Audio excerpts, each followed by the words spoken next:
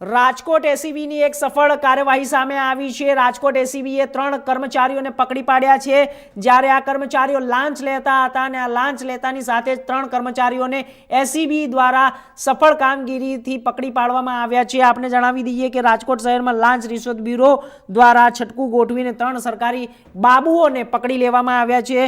ACB office ખાતે એક ફરિયાદીએ ફરિયાદ આપતા જણાવ્યું કે મારું 4 લાખનું જ્યારે એરિયસ બિલ મંજૂર કરવા માટે આરોપી રવિ જાગીર શૈલેષ ચૌહાણ ભુજના નિવૃત્ત અધિકારી અક્ષય વાગડિયા દ્વારા ₹50,000 રૂપિયાની લાંચ માંગવામાં આવી। જે બાદ લાંચ રૂશ્વત વિભાગ અધિકારીઓ દ્વારા ટ્રેપ ગોઠવી અને નિવૃત્ત ઇન્કમ ટેક્સ ઇન્સ્પેક્ટર સહિત કુલ 3 લોકોની ધરપકડ કરી કાયદેસરની કાર્યવાહી હાથ ધરવામાં આવી છે।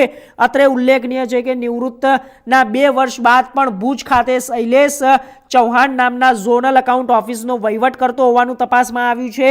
ફરિયાદી દ્વારા લાંચની રકમ આપવા ન માંગતા હોવાથી એસીબી ખાતે ફરિયાદ કરવામાં આવી હતી અને ત્યારે હાલ એસીબીએ જ્યારે વિભાગ દ્વારા લાંચની રકમ 45,000 સ્વીકારતી વેળાએ 2 આરોપી સહિત ભુજના નિવૃત્ત અધિકારી એમ ટોટલ 3 લોકોને એસીબીએ ઝડપી પાડ્યા છે। ટ્રેપ ગોઠવીને જે લાંચ લેતા પકડાયા છે।